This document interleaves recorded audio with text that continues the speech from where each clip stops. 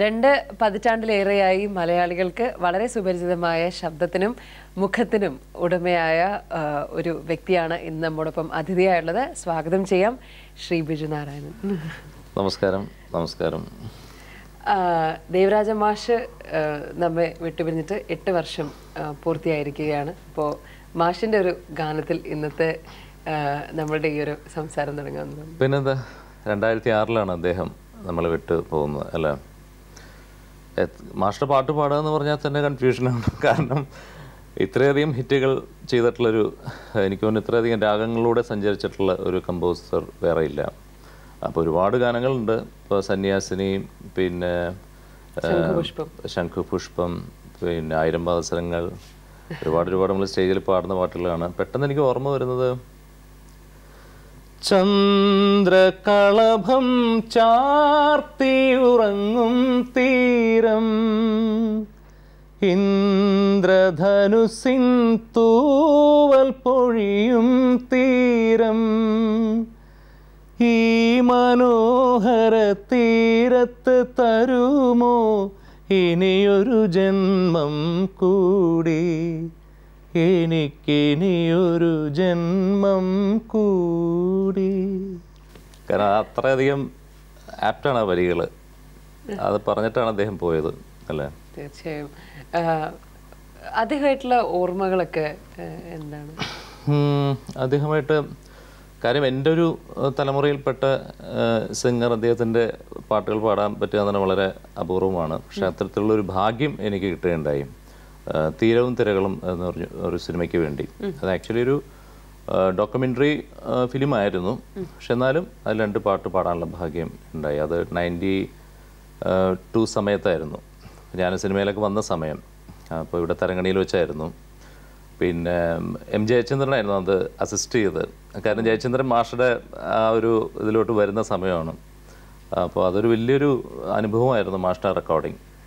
കാരണം 2 പാട്ടാണെങ്കിലും അത് അദ്ദേഹം പഠിപ്പിച്ചു തരുന്നതും അദ്ദേഹം തന്നിട്ടുള്ള അഡ്വൈസും കാര്യങ്ങളും. പിന്നെ അതിന് ശേഷം അന്ന് അദ്ദേഹം അങ്ങനെ അഭിപ്രായമൊന്നും പറയില്ലല്ലോ. അങ്ങനെ പൊതുവെ അങ്ങനെ അഭിപ്രായം പറയുന്ന കാര്യത്തിൽ വളരെ ഫിസിക്കലുള്ള ആളാണ്. പക്ഷേ അതിനുശേഷം റെക്കോർഡിംഗ് എല്ലാം കഴിഞ്ഞിട്ട് അദ്ദേഹത്തിൻ്റെ ഒരു സുഹൃത്ത്, എൻ്റെ സുഹൃത്താണ്, ഒരു എൽഡർ ചേട്ടനാണ് അദ്ദേഹം. ആ ചേട്ടൻ ഒരു പോസ്റ്റ് കാർഡിൽ ഒരു മെസ്സേജ് എഴുതി. അദ്ദേഹം ഒരുപാട് ലെറ്റർ എഴുതുന്ന ആളാണ് ദേവരാജ മാഷ്. പോസ്റ്റ് കാർഡിൽ അദ്ദേഹം എഴുതിയിട്ട് പറഞ്ഞു, ഇങ്ങനെ അവൻ നന്നായിട്ട് പാടി. അപ്പം എന്നെ അറിയാം എന്നുള്ള അദ്ദേഹത്തിന് അറിയാം, ഈ ചേട്ടന്. അപ്പോൾ നന്നായിട്ട് പാടി, നല്ല ഭാവിയുള്ള പയ്യനാണ് എന്നൊക്കെ പറഞ്ഞ് എനിക്കത് കാണിച്ചു തരികയുണ്ടായിരുന്നു ചേട്ടൻ. അപ്പോൾ അതൊക്കെ വളരെ എന്താ പറയുക, അത് വലിയൊരു ഗിഫ്റ്റാണ് ശരിക്കും പറയുകയാണെങ്കിൽ. കാരണം അദ്ദേഹത്തെ പോലുള്ള ആളൊന്നും അങ്ങനെ നല്ല അഭിപ്രായം പറയുന്നത് വളരെ കുറവാണ്. അപ്പോൾ അദ്ദേഹത്തിൻ്റെ നാവിൽ നിന്ന് അങ്ങനെ കേട്ടതിന്, അല്ലെങ്കിൽ വരികളിലൂടെ കേൾക്കാൻ സാധിച്ചത് വലിയൊരു അനുഗ്രഹമായിട്ട് കരുതുകയാണ്. തീർച്ചയായും. ഇനി നമ്മൾ ചെറുപ്പകാലത്തേക്ക് പോവുകയാണെങ്കിൽ മ്യൂസീഷ്യൻസിൻ്റെ ഫാമിലി എല്ലാവരും സംഗീതമായിട്ട് ബന്ധപ്പെട്ട് നിൽക്കുന്ന ഒരു പശ്ചാത്തലത്തിൽ നിന്നാണ് വരുന്നത്. അപ്പം ഇങ്ങനെയാണ് സംഗീതത്തിലോട്ടുള്ള ഒരു താല്പര്യമൊക്കെ വരുന്നത്? സംഗീതത്തോടുള്ള താല്പര്യം വരുന്നത് എൻ്റെ വീട്ടിൽ നിന്ന് തന്നെയാണ്. കാരണം എൻ്റെ അമ്മ പാട്ട് പഠിച്ചിട്ടുണ്ട് ചെറുപ്പത്തിൽ. അപ്പം അങ്ങനെ ഒരു പെർഫോമറൊന്നും ആയിരുന്നില്ല, പക്ഷേ പഠിച്ചിട്ടുള്ളതുകൊണ്ട് തന്നെ നമ്മുടെ ഒരു ബ്ലഡിൽ വരുമല്ലോ എങ്ങനെ വന്നാലും. പിന്നെ എൻ്റെ വീട്ടിൽ ആദ്യം പാട്ട് പഠിച്ചു തുടങ്ങുന്നത് എൻ്റെ സിസ്റ്ററാണ്. അപ്പം മൂത്ത സിസ്റ്റർ ഇങ്ങനെ പാട്ടൊക്കെ പഠിച്ച് വരുന്ന സമയത്ത് സിസ്റ്ററിനെ പാട്ട് പഠിപ്പിക്കുന്നത് കേട്ടാണ് ഞാൻ എൻ്റെ ഒരു എന്താ പറയുക മ്യൂസിക് ഇതൊക്കെ തുടങ്ങുന്നത്. പിന്നീട് ക്ലാസിക്കൽ മ്യൂസിക് പഠിക്കുകയുണ്ടായി. പക്ഷേ വീട്ടിൽ പഠനം വളരെ നിർബന്ധമായതുകൊണ്ട്, അക്കാര്യത്തിൽ വളരെ സ്ട്രിക്റ്റ് ആയതുകൊണ്ട്, ഒരു 10th ഒക്കെ കഴിഞ്ഞ ശേഷമാണ് ഞാൻ ക്ലാസിക്കൽ സീരിയസ് ആയിട്ടുള്ളൊരു പഠനം തുടങ്ങിയത്. അപ്പോൾ അതുവരെ ബേസിക് ലെസൺസ് ഒക്കെ ആയിട്ട് ഇങ്ങനെ പോകുമായിരുന്നു. നമ്മുടെ ഇപ്പോൾ ആ ഒരു കാലഘട്ടത്തിൽ ഇപ്പോൾ ഒരു 80s 90s ഈ മ്യൂസിക് ഇൻഡസ്ട്രിയിലോട്ട് വന്നവരുടെ ഒരു തുടക്കകാലം പറയുകയാണെങ്കിൽ കൂടുതലും ഇപ്പോൾ റേഡിയോയിലൂടെ കേട്ട് പാട്ടുകൾ ഇഷ്ടപ്പെട്ടു തുടങ്ങി. പിന്നെ ലളിത ഗാനങ്ങൾ, നാടകം, പിന്നെ യൂത്ത് ഫെസ്റ്റിവൽ, അങ്ങനത്തെ ആ രീതിയിൽ തന്നെയായിരുന്നു മ്യൂസിക്കിൻ്റെ ഇൻഡസ്ട്രിയിലോട്ട് വന്നതും ആ ഒരു വളർച്ചയും തുടക്കവും? തീർച്ചയായിട്ടും. കാരണം ഞാൻ ഈ ഫീൽഡിൽ ഇങ്ങനെ വരുന്നതെന്ന് വെച്ചാൽ അന്ന് ഇന്നത്തെ പോലത്തെ റിയാലിറ്റി ഷോസ് ഒന്നും ഇല്ലല്ലോ. അപ്പൊ അത് ഇല്ലാത്തത് നന്നായെന്ന് വിചാരിക്കുന്ന ആളാണ് കേട്ടോ. അല്ലെങ്കിൽ ഒരു പക്ഷേ നമ്മുടെ ഭാവി മുരടിച്ചു പോയാൽ. അത് മറ്റൊന്നും കൊണ്ടല്ല, അത് മോശം പറയണല്ല. കുറെ കൂടി നമ്മൾ സീരിയസ് ആവും. കാരണം വെച്ചാൽ ഇപ്പം കിട്ടുന്ന ആ ഒരു പെട്ടെന്ന് വരുന്നൊരു ഫെയിം അല്ലല്ലോ അന്ന്. അന്ന് നമ്മൾ പടിപടിയായിട്ടാണ് വരുന്നത്. അപ്പം നമ്മൾ തന്നെ നമ്മുടെ തെറ്റുകളൊക്കെ സ്വയം മനസ്സിലാക്കി, അല്ലെങ്കിൽ പറഞ്ഞു തരാൻ ഒരുപാട് വേറെ വലിയ വലിയ കഴിവുള്ള ആളുകളുണ്ട്. പിന്നെ അത് ഒരു വർഷം കൊണ്ട് പറഞ്ഞു തരുന്നതല്ല, അത് വർഷങ്ങൾ കൊണ്ട് പറഞ്ഞ് നമ്മൾ മനസ്സിലാക്കിയെടുക്കുന്നതാണ്. ഞാൻ ചെറുപ്പത്തിൽ കോമ്പറ്റീഷനൊക്കെ പങ്കെടുത്തിട്ടാണ് ഈ ഫീൽഡിലോട്ടുള്ള എന്താ പറയുക എൻട്രി.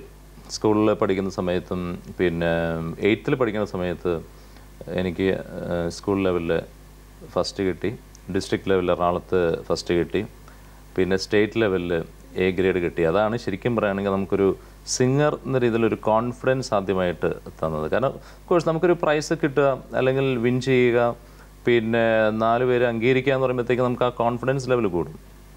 അപ്പോൾ അതുമൂലമാണ് അല്ല ആക്ച്വലി എനിക്ക് എൻ്റെ ഒരു കർട്ടസി ഉള്ളത്. എൻ്റെ സുഹൃത്ത് ആ സമയത്ത് സ്കൂളിൽ പഠിച്ചിരുന്ന ഡിനു ആൻ്റണി എന്ന് പറഞ്ഞിട്ട്, ഡിനു ആയിരുന്നു നമ്മുടെ അവിടുത്തെ ആസ്ഥാന ഗായകൻ. ഞാൻ 8ാം ക്ലാസ്സിൽ പാടുന്നത് വരെ.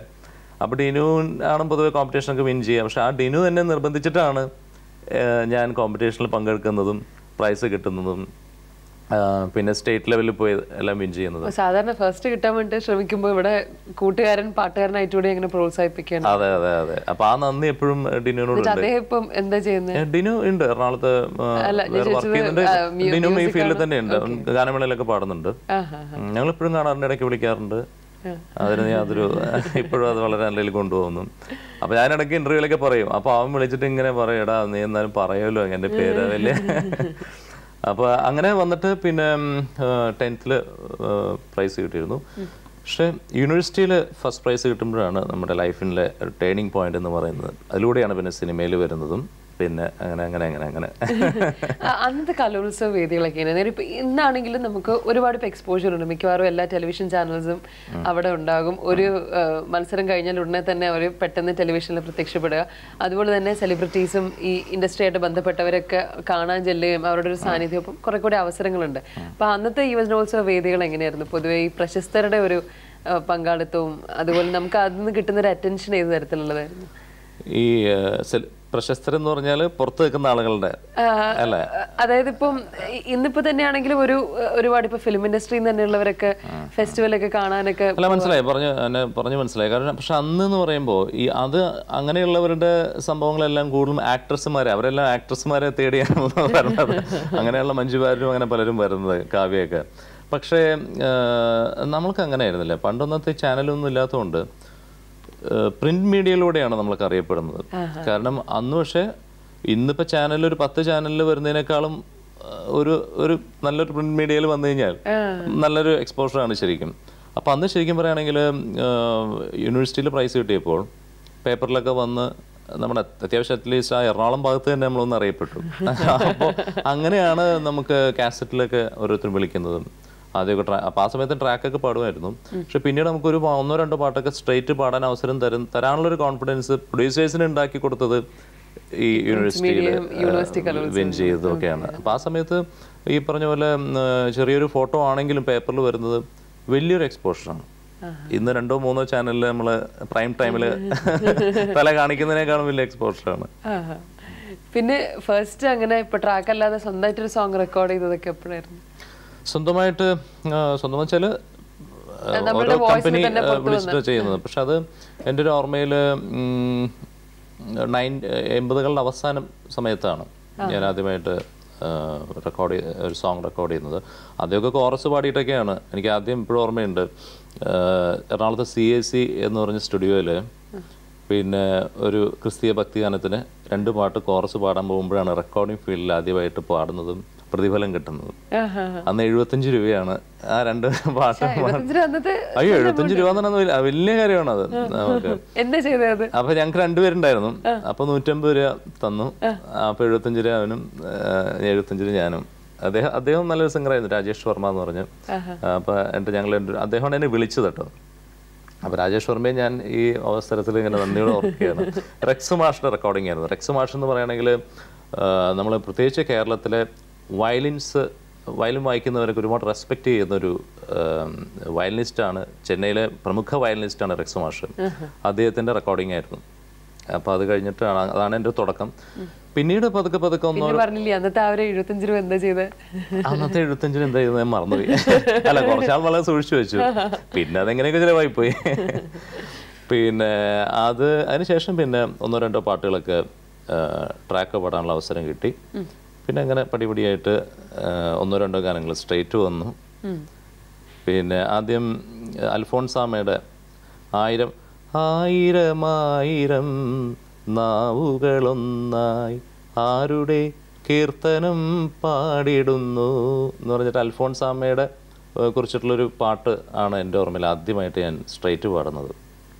അപ്പോൾ അത് ഈ പറഞ്ഞ പോലെ എറണാകുളത്ത് CAC സ്റ്റുഡിയോയിൽ വെച്ചിട്ടാണ് പാടുന്നത്. ലിപ്സൺ, എറണാകുളത്തെ വളരെ ഫേമസ് ആയിട്ടുള്ള മ്യൂസീഷ്യനാണ് ലിപ്സൺ, അദ്ദേഹമാണ് പാടിപ്പിക്കുന്നതും. അതൊരു വലിയൊരു ഐശ്വര്യമായിട്ടുള്ളൊരു തുടക്കമായിട്ട് തന്നെ കരുതുകയാണ്. ശരിക്കും നമ്മള് ഇനി നമ്മൾ എടുത്തു പറയേണ്ട ഒരു പേര് രവീന്ദ്രൻ മാഷിന്റെ തന്നെയാണ്. തീർച്ചയായിട്ടും. സിനിമ പിന്നണി ഗാന രംഗത്തേക്ക് മാഷാണ് വെങ്കലം എന്ന ചിത്രത്തിൽ. അപ്പൊ എങ്ങനെയാ 10 വെളുപ്പിന് ആ ഒരു പാട്ട് പാടിയിട്ട് അനുഭവം പറയാൻ? ആയിക്കോട്ടെ. രാവിലെ ത്രോട്ട് പണി മുടക്കിയിരിക്കുകയാണ്. ഞാൻ 2 വാക്ക് പറഞ്ഞിട്ട് പാടാം. മാഷുടെ പരിചയപ്പെടുന്നതൊക്കെ വേറെ പല വഴികളിലൂടെയാണ്. അപ്പം അതിനു മുമ്പ് തന്നെ എനിക്ക് പറയേണ്ട പേരുകളാണ്. പിന്നെ എൻ്റെ ബ്രദറിലോ ശ്രീ വിനോദ്, അദ്ദേഹം പാടും, അദ്ദേഹം സിസ്റ്ററും പാടും. അപ്പം അദ്ദേഹത്തിൻ്റെ ട്രൂപ്പിൽ ഇങ്ങനെ പാടി അതിനുശേഷം അതിലൂടെ TS രാധാകൃഷ്ണൻ എന്ന് പറഞ്ഞ എറണാകുളത്തെ അല്ല, കേരളത്തിലെ പ്രമുഖനായ ഒരു സംഗീതജ്ഞൻ. അപ്പോൾ രാധാകൃഷ്ണജിയാണ് അദ്ദേഹത്തിൻ്റെ ഒരുപാട് ഡിവോഷണൽ ആൽബംസിലൊക്കെ പാടുമായിരുന്നു. അപ്പോൾ ആ സമയത്ത് അദ്ദേഹമാണ് ശ്രീ ജോണി സാഗരികയെ പരിചയപ്പെടുത്തിയിട്ട് അതിലൂടെയാണ് വെങ്കലത്തിലേക്കുള്ള ഒരു തുടക്കം വരുന്നത്. അപ്പോൾ ജോണി ചേട്ടൻ്റെ ഒരു അയ്യപ്പൻ ആൽബം ഫുൾ 10 പാട്ടും പാടിയിട്ട് ഇറക്കിയിരുന്നു. അപ്പോൾ ആ ഒരു പരിചയം വെച്ചിട്ടാണ് ജോണി ചേട്ടൻ ഈ വെങ്കലത്തിൻ്റെ ഓഡിയോ റൈറ്റ് എടുത്തപ്പോൾ എന്നെ പരിചയപ്പെടുത്തുന്നതും പിന്നെ രവീന്ദ്രൻ മാഷിൻ്റെ വീട്ടിൽ പോയി ഇങ്ങനെ പാടാനുള്ള അവസരം ഒരുക്കുന്നതൊക്കെ അതിലൂടെയാണ്. അപ്പോൾ അതൊക്കെ എന്താ പറയുക, ഇപ്പോൾ അതൊക്കെ ഈ സമയത്താണ്, രാവിലെ ഒരു 8-8:30 സമയത്താണ് പാടുന്നത് ആ 10 വെളുപ്പിന് എന്നുള്ള ഗാനം. മാഷ എന്നെ സ്റ്റുഡിയോ ഒക്കെ ബ്ലോക്ക് ചെയ്തിട്ട് പിന്നെ അത് SP ബാലസുബ്രഹ്മണ്യം സാറിൻ്റെ കോതണ്ടപാണി എന്ന് പറഞ്ഞ സ്റ്റുഡിയോ അദ്ദേഹം തന്നെ ബ്ലോക്ക് ചെയ്തിട്ടാണ് പാടുന്നത്. അപ്പോൾ എന്താ പറയുക, വലിയൊരു അനുഭവം തന്നെയായിരുന്നു. കാരണം അനുഭവത്തിലുപരി എന്നെ പോലത്തെ ഒരു തുടക്കക്കാരൻ രവീന്ദ്രൻ മാഷിൻ്റെ പാട്ട് പാടിയിട്ട് ഫിലിം ഫീൽഡിൽ വരാൻ സാധിക്കുക എന്ന് പറയുകയാണെങ്കിൽ വലിയൊരു അനുഗ്രഹമാണ്. മാത്രമല്ല മാഷിൻ്റെ പാട്ട്, മാഷ് മ്യൂസിക് ചെയ്ത പാട്ട്, അതിലുപരി P. ഭാസ്കരൻ മാഷാണ് വരികൾ, ഭരതേട്ടൻ്റെ ഫിലിം. അപ്പോൾ അങ്ങനെ ഒരു തുടക്കം വലിയൊരു പ്രോജക്റ്റ് ആയിരുന്നു. ആക്ച്വലി അത് എൻ്റെ സോങ് എന്ന് പറയുകയാണെങ്കിൽ അത് ഫിലിമിൽ ചിത്രചേച്ചിയാണ് പാടിയിരിക്കുന്നത്. പക്ഷേ കാസറ്റിൽ മാത്രമേ ഉള്ളൂ. പക്ഷെ അന്നെന്ന് പറയുമ്പോൾ ഒരു കാസറ്റ് എന്ന് പറഞ്ഞാൽ തന്നെ അത് ശ്രദ്ധിക്കപ്പെട്ടാൽ അത്രയധികം കാസറ്റുകളാണ് ചിലവഴിക്കുന്നത്. അപ്പോൾ നമ്മളെ സംബന്ധിച്ചിടത്തോളം ആ പാട്ട്, ആ സിനിമയിലെ എല്ലാ പാട്ടുകളും, ആ കാസറ്റിലെ എല്ലാ പാട്ടുകളും ഹിറ്റായപ്പോഴത്തേക്കും ഈ ഗാനം സെയിം, ഇപ്പോൾ മെയിൽ വേർഷൻ ആണെങ്കിൽ അതേ സെയിം പോലെ തന്നെ ആ ലെവലിൽ തന്നെ ഹിറ്റായി. അപ്പോൾ എന്നെ സംബന്ധിച്ചോളം അതൊരു സിനിമയിലില്ലെങ്കിൽ പോലും സിനിമയിലുള്ള ഒരു പാട്ടിൻ്റെ ഗുണമാണ് പേഴ്സണലി എനിക്ക് കിട്ടിയിട്ടുള്ളത്. ഒരു കാസറ്റിലെ ഒരു പാട്ടിന്. കാരണം ഇന്നും ആളുകൾ എത്രയോ 100-300 സിനിമ വേറെ പാടിയിട്ടും ആളുകൾ പെട്ടെന്ന് എൻ്റെ പേര് പറയുമ്പോൾ ആദ്യം ഓർമ്മ വരുന്നത് 10 വെളുപ്പിന് എന്നുള്ള ഗാനമാണ്. 10 വെളുപ്പിന് മുറ്റത്ത് നിക്കണ കസ്തൂരി മുല്ലയ്ക്ക് കാതുകുത്ത്, എൻ്റെ കസ്തൂരി മുല്ലയ്ക്ക് കാതുകുത്ത്. നമ്മളിപ്പം പറഞ്ഞു ഇങ്ങനെ വെങ്കലം എന്നുള്ളതാണ് പെട്ടെന്ന് നമുക്ക് പേര് കേൾക്കുമ്പോൾ മനസ്സിലേക്ക് വരുന്നതെന്ന്. നമ്മൾ പ്രശസ്തരായ മ്യൂസിക് ഡയറക്ടേഴ്സിൻ്റെ കൂടെ വർക്ക് ചെയ്യുന്നതിനോടൊപ്പം തന്നെ മറ്റൊരു രീതിയിൽ നമുക്ക് സന്തോഷവും ആഗ്രഹമൊക്കെ തരുന്നതായിരിക്കും മെഗാ സ്റ്റാർസിൻ്റെ കൂടെ സൂപ്പർ സ്റ്റാർസിനൊക്കെ അവർ നമ്മുടെ ശബ്ദത്തിൽ. എങ്ങനെയായിരുന്നു അങ്ങനെ ഒരു മോഹൻലാലിന് വേണ്ടി അല്ലെങ്കിൽ ആരാധകരുടെ ഒരു ശൈലിയിൽ പറയുകയാണെങ്കിൽ ലാലേട്ടന് വേണ്ടി ഒരു ഗാനം ആലപിച്ച ആ ഒരു? അല്ല, അതൊരു വലിയൊരു എന്താ പറയുക, ഒരു ഭാഗ്യമായിട്ട് കരുതുകയാണ്. കാരണം ലാലേട്ടൻ്റെ എനിക്കിപ്പോഴും ഓർമ്മയുണ്ട്, ലാലേട്ടൻ്റെ ആദ്യമായിട്ട് പാടുകയാണ് ഈ ഫിലിം മാന്ത്രികം. അപ്പോൾ അതിന് നന്ദി പ്രത്യേകം പറയേണ്ടത് ഡയറക്ടർ തമ്പിച്ചായനും അതേപോലെ തന്നെയാണ് music director SP Venkatesh sir. SP Venkatesh sir ആണ് എനിക്ക് ഒരുപാട് അവസരങ്ങൾ തന്നൊരു മ്യൂസിക് ഡയറക്ടർ. ഞാൻ ഏറ്റവും കൂടുതൽ പാടിയിരിക്കുന്നത് അദ്ദേഹത്തിൻ്റെ 10-90 ഫിലിം അദ്ദേഹത്തിൻ്റെ മാത്രം പാടിയിട്ടുണ്ട്. അപ്പോൾ ആ സമയത്ത് അദ്ദേഹത്തിന് ഒരുപാട് ഹിറ്റ് ഫിലിംസും പാടിക്കൊണ്ടിരിക്കുന്ന സമയമാണ്. അനിയൻ ബാവ, ചേട്ടൻ ബാവ, പിന്നെ ആദ്യത്തെ കൺമണി, പുതുക്കോട്ടയിലെ പുതുമണവാളൻ എല്ലാം ഹിറ്റുകളാണ്. പാട്ടുകൾ അത്യാവശ്യം സിനിമയും എല്ലാം തന്നെ 100 ദിവസം ഓടുന്നതാണ്. അപ്പോൾ അദ്ദേഹത്തിന് ഭയങ്കര കോൺഫിഡൻസ് ആണ് പിന്നിൽ. അപ്പോൾ അദ്ദേഹമാണ് റെക്കമെൻഡ് ചെയ്യുന്നത് ഇങ്ങനെ ഈ പാട്ട് നമുക്ക് ബിജു നാരായണൻ്റെ കൊണ്ട് പാടിപ്പിക്കാം. അപ്പോൾ തമ്പിച്ചായൻ ഈ പറഞ്ഞ എന്നെ അങ്ങനെ അറിയില്ലല്ലോ പേഴ്സണലി.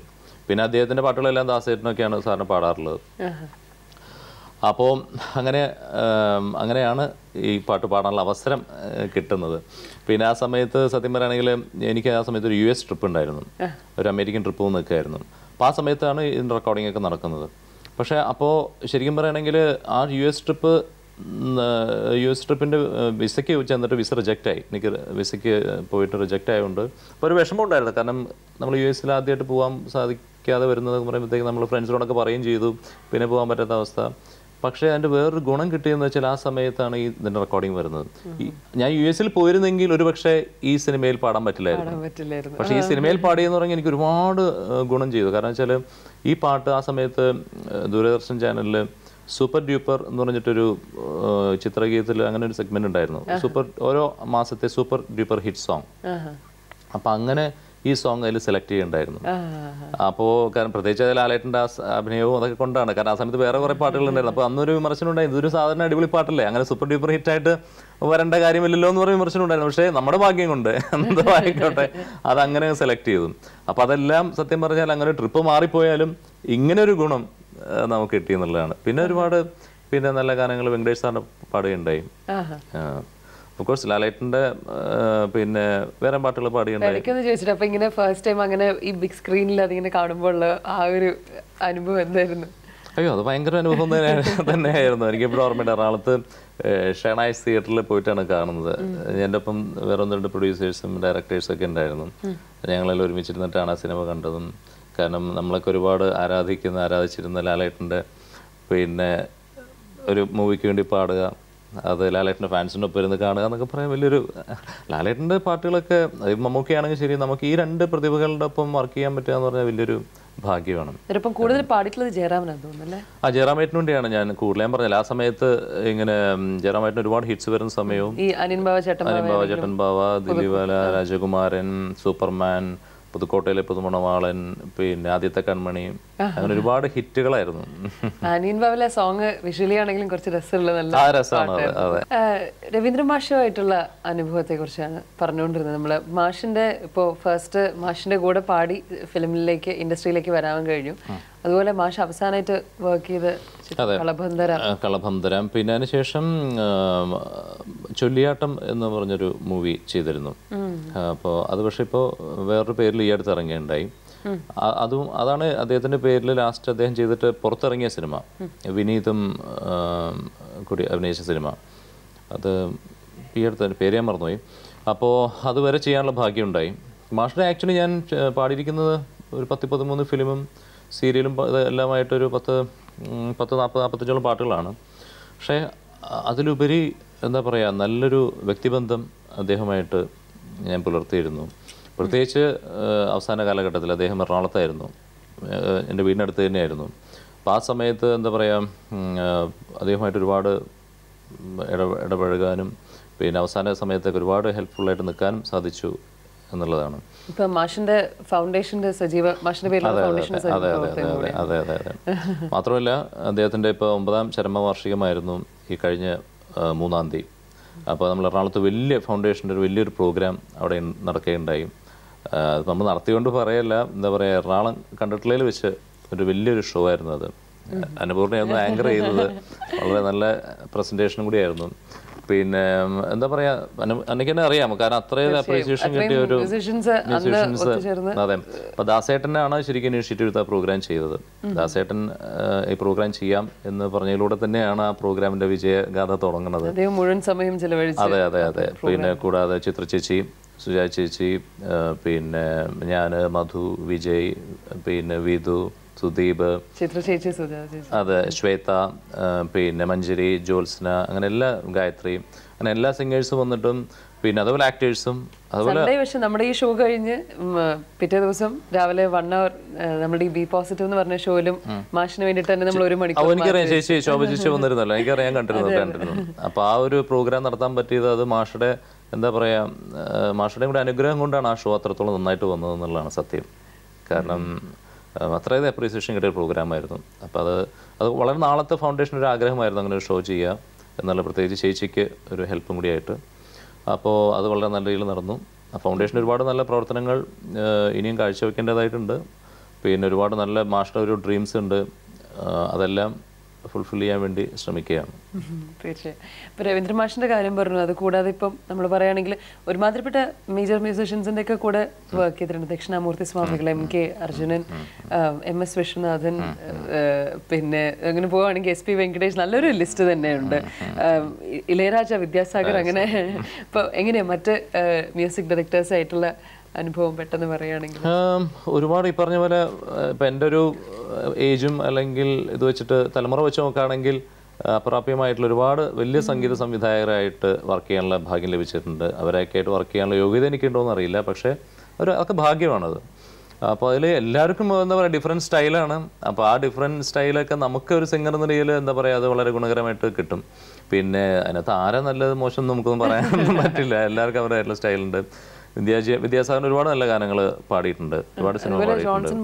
ജോൺ ചേട്ടന് പാടിയിട്ടുണ്ട്, പിന്നെ മോഹൻ ചേട്ടൻ, ഔസേപ്പൻ ചേട്ടൻ. പിന്നെ അതിൽ വിദ്യാസാഗറിൻ്റെ ഒന്ന് രണ്ട് ഗാനം വളരെ ഹിറ്റാണ്. ഇപ്പോൾ മാരിവില്ലിൻ ഗോപുരങ്ങൾ, വെണ്ണിലാവാൽ മച്ചകങ്ങൾ, മറ്റേ സമറിൻ ബദലഹമിലെ. പിന്നെ അതേപോലെ തന്നെ രസികൻ സിനിമയിലെ മമ്മൂട്ടി മോഹൻലാൽ ഫാൻസിന്റെ നീ പാടാത്ത മാടി ഗാനം. പിന്നെ അതുപോലെ തന്നെ ഇന്ദ്രപ്രസൻ സിനിമയ്ക്ക് വേണ്ടി പാടിയ മഴവില്ലിൻ കുത്തിൽ മണിമേഘത്താളം തട്ടി ശൃംഗാരം. അതുപോലെ മറ്റൊരു ഭയങ്കര എനിക്ക് പേഴ്സണലി ഒരുപാട് ഹെൽപ്പ് ചെയ്തിട്ടുള്ള, ഒരുപാട് അപ്രിസിയേഷൻ കിട്ടുന്നൊരു ഗാനമാണ് വിദ്യാജിയുടെ കൈതപ്പുറം ടീമിന്റെ സൂര്യനായി തഴുകി ഉറക്കമുണർത്തുമെന്നച്ഛനെയാണ് എനിക്കിഷ്ടം. സത്യവിശ്വ സുന്ദരത്തില് ഒരുപാട് നല്ല ഗാനങ്ങൾ അദ്ദേഹത്തിന് പാടിയുണ്ട്. അതുപോലെ എനിക്ക് ഇഷ്ടപ്പെട്ട സോങ്സ് നേരത്തെ കേട്ടത് SP വെങ്കടേഷ് സാറിൻ്റെയാണ്. അപ്പോൾ ഇപ്പം നമ്മൾ ഇനിയിപ്പോൾ മ്യൂസിക് ഡയറക്ടേഴ്സ് ഒന്ന് മാറി വരാന്നുണ്ടെങ്കിൽ സംസാരിച്ച് തുടങ്ങിയിട്ട് ഒരുപാട് പ്രാവശ്യം എറണാകുളം എന്ന് പറയുകയുണ്ടായി. നമ്മളിങ്ങനെ എറണാകുളം ബേസ്ഡ് അങ്ങനെ ഇങ്ങനെ എറണാകുളം. അല്ല, ഒരുപാട് എറണാകുളത്തിനെ കുറിച്ച് സംസാരിക്കുകയുണ്ടായി. പിന്നെ അപ്പം മഹാരാജാസ് കോളേജിൽ 7 വർഷത്തോളം 7 വർഷം ഉണ്ടായിരുന്നു. അതെ, കറക്റ്റാണ്. 7 വർഷമല്ലേ, 7 വർഷം പഠിത്തമാണെങ്കിലും 10 വർഷത്തോളം ഉണ്ടായിരുന്നു. കാരണം 5 വർഷം കണ്ടിന്യൂസ് ആയിട്ട് അവിടെ പഠിച്ചു. പിന്നെ ഡിഗ്രി കഴിഞ്ഞിട്ട് പിന്നെ സിനിമ ഫീൽഡ് പാട്ടുകളൊക്കെ ആയിട്ട് നടക്കായിരുന്നു. അത് കഴിഞ്ഞ് ഒരു 3 വർഷം കഴിഞ്ഞ് വീണ്ടും MA ആയിരുന്നു. അപ്പൊ അങ്ങനെ നോക്കുമ്പോൾ 10 വർഷത്തോളം അവിടെ പഠിച്ചിട്ടുണ്ട്. കാരണം 3 വർഷം അവിടെ പഠിച്ചിട്ടില്ലെങ്കിൽ അവിടെ തന്നെ ആയിരുന്നു. റെക്കോർഡിംഗ് ഒന്നും അല്ലെങ്കിൽ മഹാരാജ് തന്നെ ആയിരിക്കും നമ്മള് കടത്തം. അപ്പൊ എങ്ങനെയാ ഒരു മഹാരാജാസ് ഒരു കോളേജ് ഡേയ്സ് ഓർക്കുകയാണെങ്കിൽ അതുപോലെ തന്നെ കൂടെ ആ സമയത്തൊക്കെ പഠിച്ചിട്ടുണ്ടെന്നല്ലേ അമൽ, നീരദ്, അൻവർ, റഷീദ്? എന്റെ ഒരുപാട് പേര്. അൻവറൊക്കെ എന്റെ ഒത്തിരി ജൂനിയറാണ്. അമൽ 1 വർഷം 2 വർഷം കൂടെ ജൂനിയർ ആയിരുന്നു. പിന്നെ രാജീവ് എന്റെ ഒപ്പം ഉണ്ടായിരുന്നതാണ്. എത്രയോ പേര്. പിന്നെ എഴുത്തുകാര് ഒരുപാട് പേര്. പിന്നെ ആക്ടേഴ്സ്, ഇപ്പൊ ദിലീപ് എന്റെ 2 വർഷം സീനിയർ ആയിരുന്നു. പിന്നെ സലിം കുമാർ, പിന്നെ ആഷിഖ് അബു ഒക്കെ ഒത്തിരി ജൂനിയറാണ്.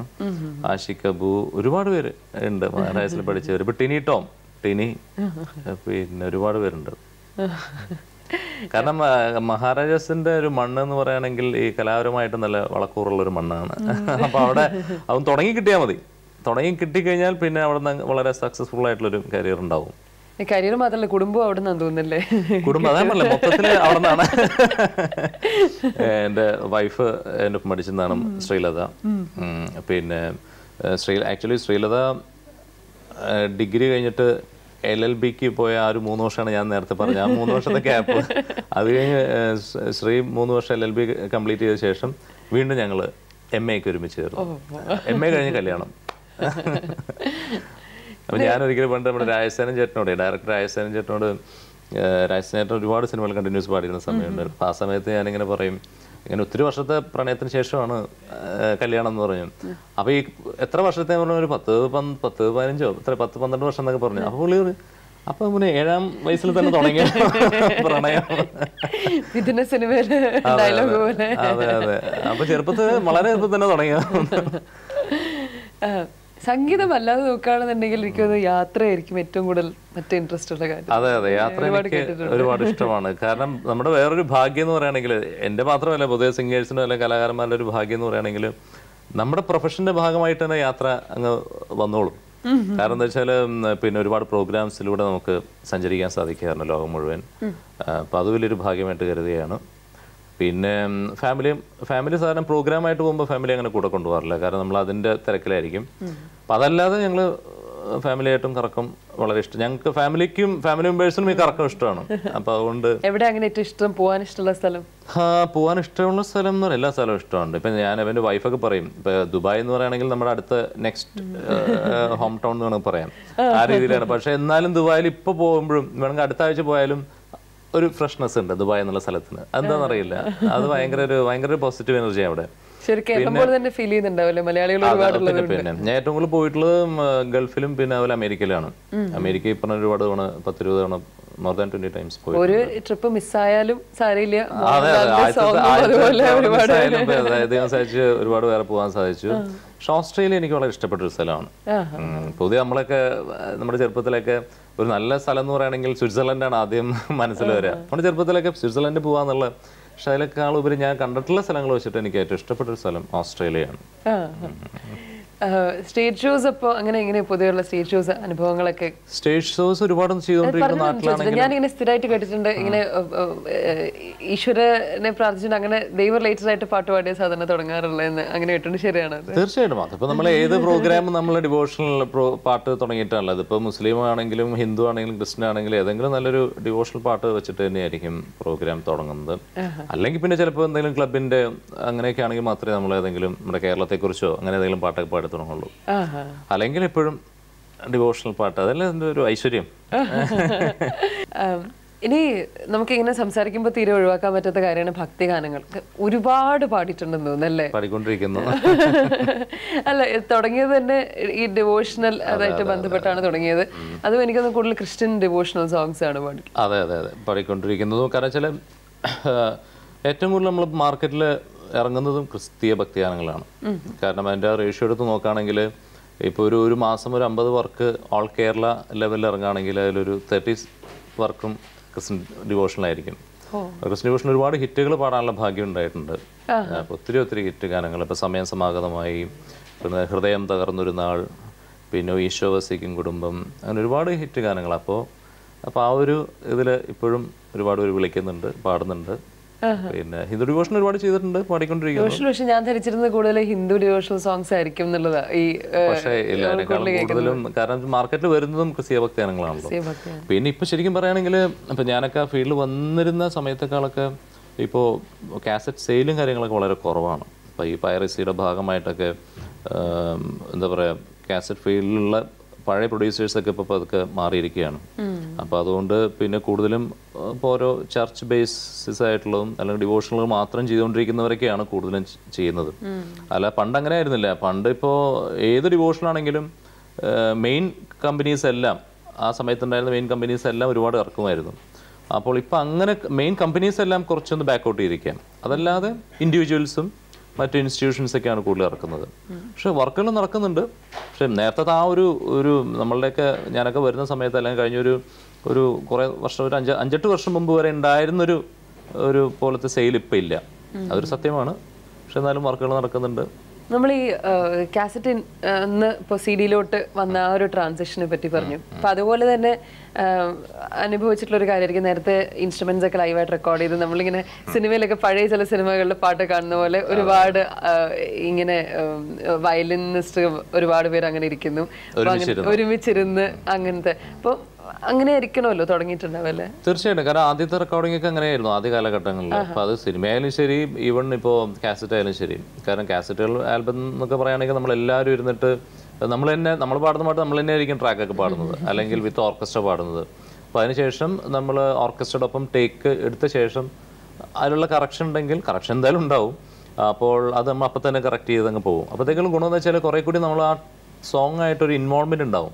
കാരണം നമ്മളൊരു 5-8 തവണ ഈ പാട്ട് പാടിയിട്ട് ആ സോങ് ആയിട്ട് വളരെയധികം ഇതായിട്ട് നിൽക്കുന്ന സമയത്താണ് നമ്മൾ വീണ്ടും കറക്റ്റായിട്ട് പാടുന്നത്. ഇപ്പം പിന്നെ അങ്ങനെയല്ല.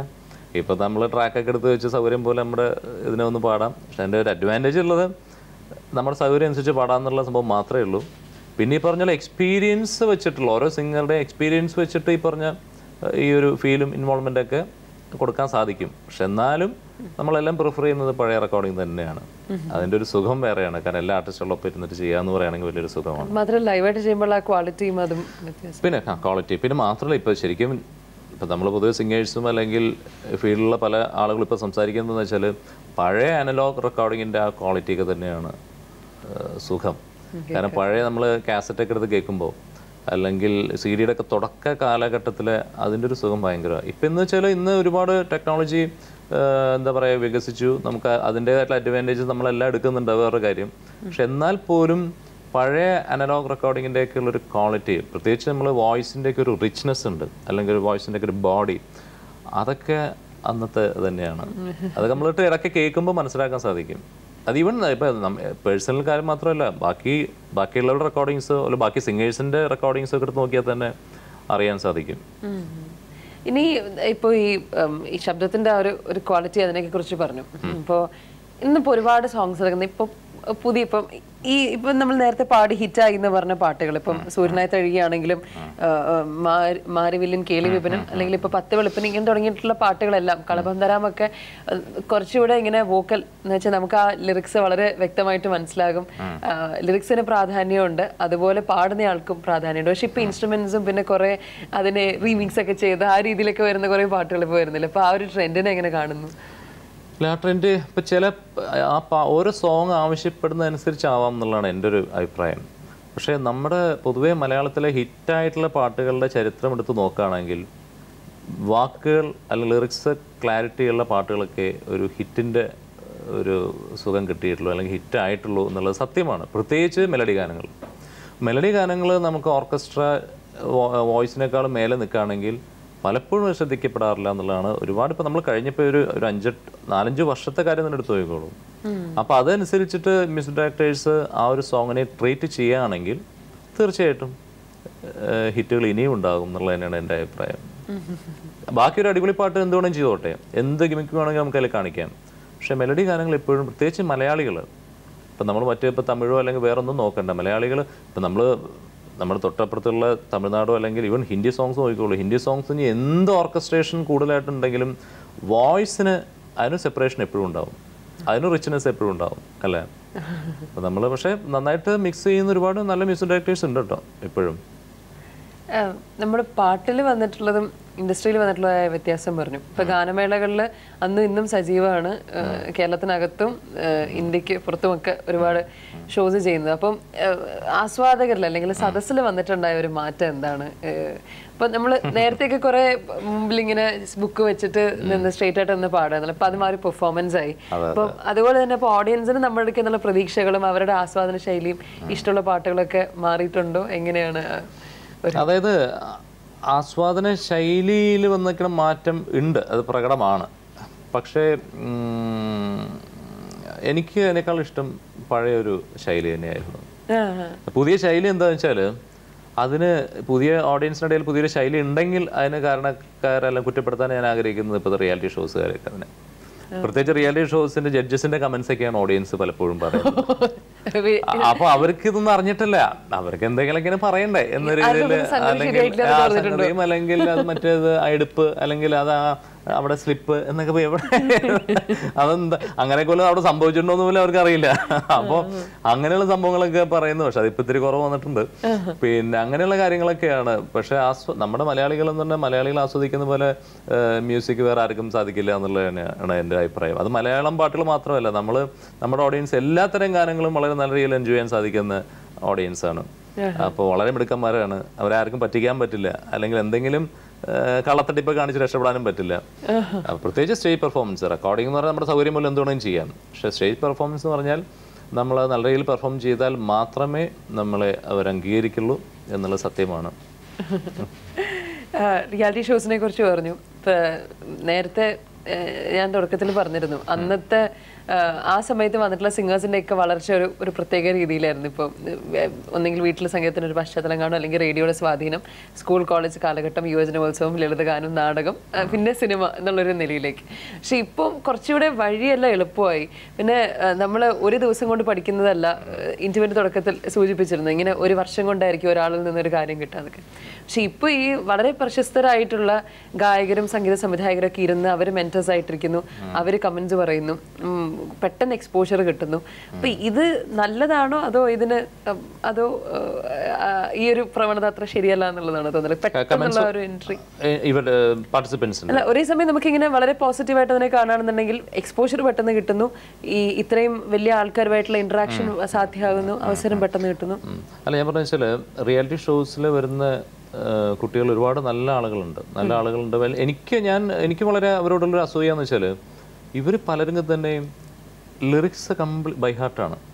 ഏത് പാട്ട് എടുത്ത് നോക്കിക്കോളൂ. അപ്പോൾ അത് ഗാനമേളയ്ക്ക് പാടാണെങ്കിൽ തന്നെയും അവരുടെ ലിറിക്സ് കംപ്ലീറ്റ് ബൈ ഹാർട്ട്. അപ്പോൾ എനിക്കൊന്നും ഒരിക്കലും പറ്റില്ല. ഞാൻ ആദ്യം പാടിയ സിനിമയിലെ പാട്ട് പോലും ഞാൻ എഴുതിക്കൊണ്ടുവന്നിട്ടൊക്കെ പാടുന്ന ആളാണ്. മേ ബി നമ്മളെ ശീലിച്ചുകൊണ്ടായിരിക്കാം. പക്ഷെ ഇവർക്ക് അങ്ങനെ ഒരു ശീലം പാടില്ല എന്നുള്ളത് കൊണ്ട് തന്നെ അത് വലിയൊരു ക്വാളിറ്റിയാണ്. പിന്നെ അതുപോലെ മാത്രമല്ല, നല്ല എന്താ പറയുക, അവരെ ട്യൂൺ ചെയ്തെടുക്കുന്ന നല്ല ചില ജഡ്ജസ് ഉണ്ട്. അപ്പോൾ അത് അവർക്ക് വലിയൊരു ഗുണമാണ്. അത് നല്ല ജഡ്ജസിൻ്റെ കയ്യിൽ കിട്ടുക, അവരെ നല്ല പറഞ്ഞു തരുന്ന കാര്യങ്ങൾ നല്ല രീതിയിൽ മനസ്സിലാക്കി അത് പ്രാക്ടിക്കലാക്കാൻ ശ്രമിക്കുക. അങ്ങനെ ഒരു മനസ്സുണ്ടെങ്കിൽ ഒരുപാട് നല്ല സിംഗേഴ്സ് നമുക്ക് ഉണ്ടാകും. ഇടയ്ക്ക് കയറുന്നതിന് ക്ഷമ ചോദിക്കുന്ന കാര്യം, സമയപരിമിതി പോലെ നമുക്കിനി 9 മണി വാർത്ത അല്പസമയത്തിനകത്ത് ആരംഭിക്കും. അതിന് മുമ്പ് ഡേവിഡ് ആൻഡ് ഗോലിയത്താണ് ഏറ്റവും ഒടുവിൽ വന്നത്. അപ്പോൾ ആ സമയപരിമിതിയിൽ നിന്നുകൊണ്ട് തന്നെ പെട്ടെന്ന് അതിന്റെ ഒരു 2 വരി പാടിക്കൊണ്ട് നമുക്ക് അവസാനിപ്പിക്കാം. Thank you. ഏതായാലും എന്നെ ഈ ഒരു മോർണിംഗ് സെഷനിൽ വിളിച്ചതിന് സന്തോഷം. അതിരുകാക്കും മലയൊന്ന് തൊടുത്തേ തൊടുത്തേ തക തകതാ, അതിരുകാക്കും മലയൊന്ന് തൊടുത്തേ തൊടുത്തേ തക തകതാ, അങ്ങു കിഴക്കത്തെ ചെന്താമരക്കുളിരിന്റെ ഈറ്റില്ല തറയില് പേറ്റുനോവിൻ പേരാറ്റുറവ ഉരുകിയൊലിച്ചേ തക തകത, ഉരുകിയൊലിച്ചേ തക തകത, ഉരുകിയൊലിച്ചേ തക തകത. വളരെ നന്ദി ഇത്രയും സമയം ഞങ്ങളോടൊപ്പം സംസാരിച്ചതിന്. വളരെ ഒരു പോസിറ്റീവ് എനർജി പ്രേക്ഷകരിലേക്കും എത്തിയിട്ടുണ്ടാവും തന്നെ പ്രതീക്ഷിക്കുന്നു. എല്ലാവർക്കും നല്ലൊരു വീക്കെൻഡ് ആശംസിക്കുന്നു. അടുത്ത തിങ്കളാഴ്ച വീണ്ടും കാണാം. അതുവരെയ്ക്കും be positive and stay positive.